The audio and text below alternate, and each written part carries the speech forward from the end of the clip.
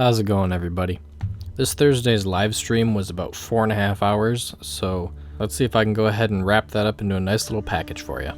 A large part of the stream was brought up with this Kings of Castle Siege Grand Finals. It was some larger YouTubers playing Breach, not exactly where the semifinals or the rest of the tournament took place, but they won a cake.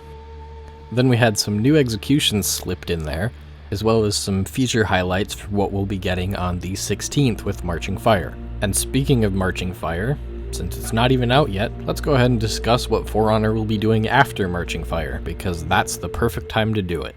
So following up the tournament of YouTubers I'm not super familiar with, we have Arcade Mode. There will be random quests and weekly quests available on Arcade Mode. They will be split into 5 difficulty tiers based on your gear tier. I don't believe I covered the Arcade Mode when it was revealed on the Warrior's Den, so some details with that is the quests will be shown in the 5 different difficulties: Common, Rare, Heroic, Epic, and Legendary. Those will scale to that gear tier. If you are not in that gear tier, they will be much harder than just the basics of lacking in attack stat. And if you overlevel them by having stronger gear, they will be significantly easier.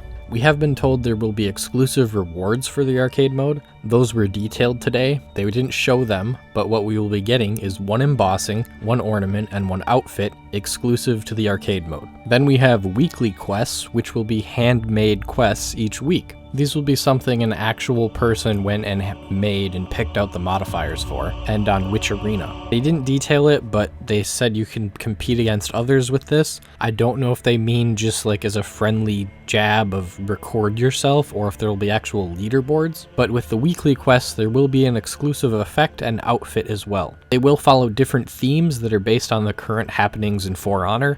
So if we have an event that happens, we will probably have a weekly quest that ties into it. And that just about wraps up the information on the arcade mode. So let's move on to the next great big feature, the graphical enhancement update. The first bit of this that I want everybody to have loud and clear: this will not impact performance. These are largely baked tweaks, which means they are made into the textures. The textures are not increasing in size, so the hardware does not have to work harder to render them. The large majority of these changes will not affect performance at all, as they do not change anything performance impacting. Now that that's out of the way, they are cleaning up all of the textures, and they've applied new methods to make snow, removed some muddiness, and added a lot more clarity. They've also vastly improved the global illumination. This makes general lighting changes and makes everything more real. This is especially prevalent in corners of dark rooms, things like rafters and roofs, and little cave areas around the maps. It also helps the overall larger lighting for the entire map as well, which in their example gave some very significant changes to the overall mood and lighting of the Temple Garden map. Continuing with updates, the sky tech has also been heavily updated. They have actual volumetric clouds rendered in now, instead of the more poor quality baked clouds that they've had in the past. And to match with that, they have new tone mapping and color grading. This should be bringing changes to basically all of the colors in the entire game on all things, but a large thing that they've done with the color grading is updated how skies can blend. This improves details all over the place, with lots of little details standing out a lot more. One largely noticeable thing is the cherry blossoms on the ground for the Temple Garden map. Those are now popping and vibrantly pink. Previously they were kind of a muted gray pink and you didn't really notice them. In the same vein, it'll also be improving weather effects. As previously mentioned, they have upgraded how snow is rendered on the ground. This will be also changing how snow falls on the snowier maps. And just overall, this will be vastly changing the ability of them to change the mood of each map. And since this is an overall architectural upgrade, this also applies to the campaign. This will also apply to all cinematics that are rendered in-engine. And as kind of a developer side note, this wasn't a main feature originally, so it was kind of a side project, and it actually turned out super well for the time they've spent on it. That isn't super relevant to us as players, but I just wanted to include it because that's actually really surprising to me that this big of a change was rebaked and reprogrammed as a side project on top of their original duties. Jumping into the next topic, we have perks. This will be completely replacing your current gear stats. Perks are passive in-game effects that permanently affect the game with an unchanging value, visible in the scoreboard. All of your current gear will be converted to perks. You'll be keeping the same gear score, the same upgraded steps, the same visual, and you'll be getting perks instead of your current stats. For those of you who played the open test, they will be enhancing the way perks are transitioned to, as in the open test, the perk transition was kind of garbage. And what they mean by that is now your upgraded gear, if you have legendary tier, you'll be getting a set of 2 perks automatically unlocked on your starter set, so that you have 2 good perks for your legendary gear. If you have something between rare and epic, you'll be getting a different set of 2 perks unlocked. If you have common gear, you'll be getting 1 perk unlocked. And then the starter gear, the gray gear, does have 1 perk unlocked as well. So at least now we are guaranteed to be getting 2 good perks if we already have a character fully kitted out. The idea behind perks is to create a more diverse build between players, as it is entirely playstyle based and not based on stats, so there's no static this is always the best option. It's purely based on the way you play the game. And speaking of playstyles, some heroes will be having access to different perks. They are centered around their character class. For example, the Nusha will be only having offensive perks, whereas a Vanguard may have a mix of all 3. There are 3 categories of perks: the offensive, defensive, and utility, and they function similar to their labels. And since gear is going to retain levels, crafting can improve how many points you get towards your perk, as you need 600 perk points to unlock a perk per set of gear, giving you up to 3 total perks unlockable. They've improved how this works from the open test as well, as there's now a yellow bar showcasing how much of your gear can be upgraded, in addition to the green bar of how much your piece of gear is going to be giving you. This means you will always know at a glance how much you can activate if you want to spend your steel and salvage on upgrading your gear, whereas previously you would just have to guess or keep mental track of how many points you can possibly upgrade to, this making it just a much cleaner UI update. And since our gear is being overhauled, we will be getting 5 crates at the beginning of Marching Fire, so that you can hopefully get some loot that's actually useful for you. Or if you're in a similar position as me right now, where you want like half the character's new armor sets that are coming out, you can spend your new fancy loot boxes on those and hopefully get yourself some of the new sets. And speaking of cosmetics, that's a perfect segue into the next topic of new weapons. All 18 of the current heroes are going to be getting 2 new weapons at the legendary tier, and the Wulin will be getting 6 common, 4 rare, 7 heroic, and 1 epic weapon with the launch of Marching Fire. The Wulin will be getting their legendary weapons at a later date. If you wish to preview those and see what you'll be getting next week, those should be on screen now. And since the release of your new expansion is the perfect time to talk about how dead your game is, For Honor has hit 15 million players. The developers wanted to reiterate that the Marching Fire expansion is not the end of the game. The game's not over and they will continue to work on it. I know, huge shocker to everybody. And to put some emphasis behind that, there's a new event coming in a few weeks on October 25th. There's also more huge fun coming later this year. They did want to put emphasis on that there will be more coming this year in 2018. Then in excitement, there is the Year of the Harbinger.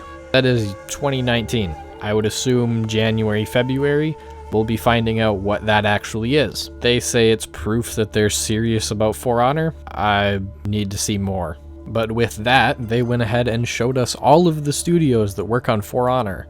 And holy crap, these guys really need to be in the credits. I don't know if they're actually missing or if they're just unlabeled where they're from, but there are like 9 studios that work on For Honor. This game is certainly not a small developer team. And now that we got all of those things out of the way, let's get into the real fun stuff. We have new executions because it is off-season and we get them every off-season. So I'm going to go ahead and let those play out in the background here and talk over them, because we need that juicy data, and talk about the hero balance changes from the open test into launch. To start with, we have the Tiandi. The top heavy opener is being increased 5 damage from 30 to 35. The side heavy openers are being increased to 30 damage from 27. The light finishers are getting a 2 damage buff.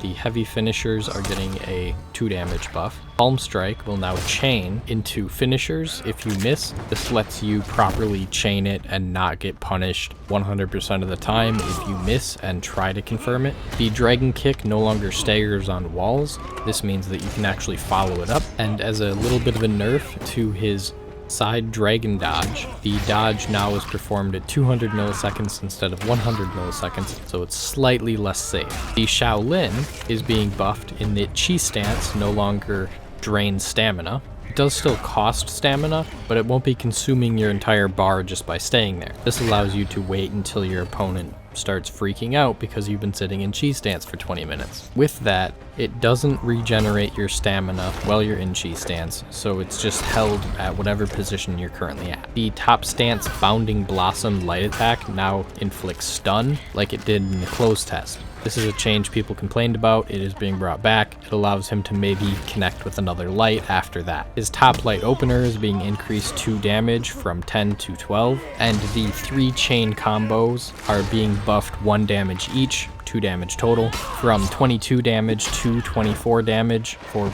the entire chain. The next hero would be the Nusha. She was probably in the worst place out of all of the Wulin heroes. I'm not sure where her changes are going to put her, but what they did change is the Song of Moon chain. The second light has seen a 2 damage buff from 11 to 13, and the Song of Moon light finishers were increased from 9 damage to 11. They have also buffed her trap attack in that you can now initiate a chain on miss, meaning you can throw out a light if you try a trap and fail, meaning you're not 100% going to get hit by a guard break or a thrown attack. This should be a considerable buff to her because it does give you some actual options, but I'm not sure if that's going to be enough to make her strong.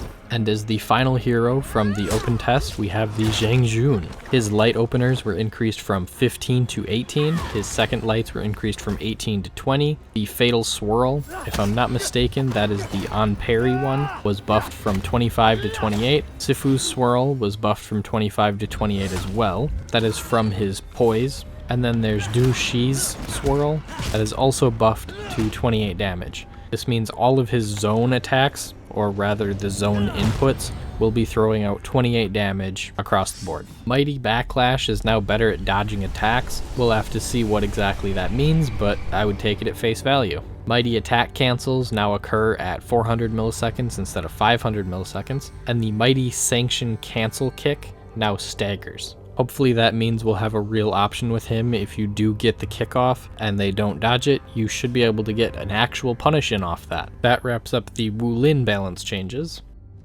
The Aramusha is the only major hero getting changes. He is seeing a damage buff on his side heavies. His infinite top light damage is being increased by 4 damage from 12 to 16. All of his deadly feint attacks are being normalized down to 400 milliseconds, so that'll be speeding up all of his attacks. His side light cancels now cause a light hit reaction, and his side heavy opener now causes a medium hit reaction. This probably won't be changing anything in a 1v1, but it might help change some things in a gank. So hopefully those tweaks will be a boon to you Aramusha players out there. As somebody who's clueless about the class, they do seem to be a pretty decent buff, but we'll have to see how it turns out. That should wrap up most of the hero balance changes, so let's move into Breach. I only want to cover one small part about this, and that is they're improving the rewards per minutes in Breach. The XP gained per minute is being increased 55%, the steel gain per minute has been increased 20%, and this will apply to both victories and defeats, so it should be a solid improvement to what you get out of playing Breach. Being that most of my Breach matches were anywhere from 20 to 30 minutes, I'm glad that they're buffing the rewards because I would like to be rewarded for not playing Dominion. And now that you've listened to me talk for about 15 minutes, I think we covered everything that was brought up on this week's Warrior's Den and what you need to know going into Marching Fire this Tuesday. I hope you guys have a great day. If I missed anything, feel free to leave it down in the comments so anyone else who might want to know it can know it. As always, thank you for watching, and I will see you on the battlefield.